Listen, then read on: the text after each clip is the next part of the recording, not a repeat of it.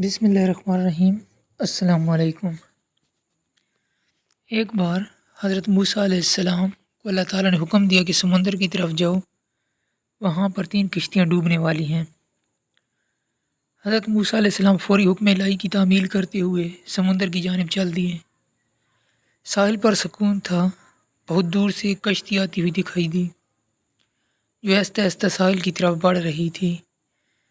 ابھی وہ کنارے سے کچھ ہی فاصلے پر تھی کہ حضرت موسیٰ علیہ السلام نے آواز دی کہ اے کشتی والو، اللہ کا حکم آنے والا ہے، ہوشیار رہنا۔ انہوں نے جواب دیا کہ آپ جانتے ہیں کہ اللہ کے حکم کو کوئی نہیں ٹال سکتا، ہم تو اس کے بندے ہیں جو حکم الہی کے پابند ہیں۔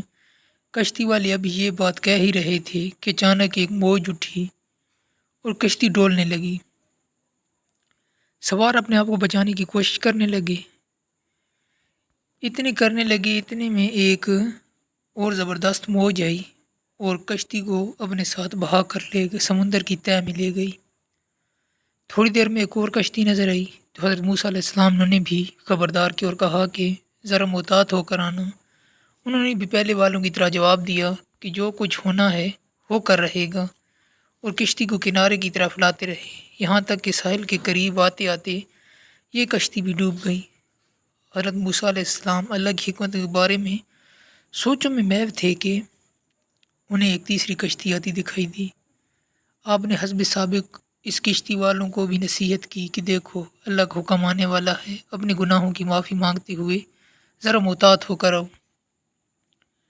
انہوں نے جواب میں کہا کہ اے اللہ کے نبی، جس طرح آپ سچے ہیں اسی طرح اللہ کا حکم بھی اٹل ہے، اسے کوئی نہیں بدل سکتا، لیکن اللہ کی رحمت بھی تو ہے، ہم اس کی رحمت سے کیوں مایوس ہوں؟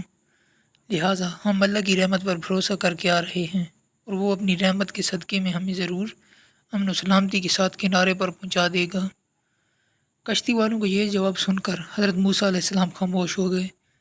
جب کشتی بحفاظت کنارے آ لگی تو اللہ کے پیغمبر سوچنے لگے کہ اللہ نے 3 کشتیاں ڈوبنے کا فرمایا تھا، 2 تو ڈوب گئیں لیکن تیسری سلامتی کے ساتھ کنارے آ لگی ہے، یہ کیسے بچ گئی؟ ارشاد باری تعالیٰ ہوا کہ اے موسیٰ، آپ نے سنا نہیں کہ تیسری کشتی والوں نے کیا کہا؟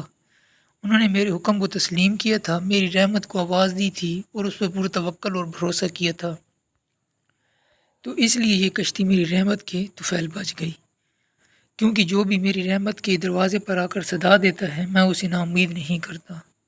حدیث میں آتا ہے کہ جب اللہ تعالیٰ نے مخلوقات کو پیدا فرمایا تو عرش پر لکھ دیا کہ میری رحمت میرے غضب پر غالب ہے۔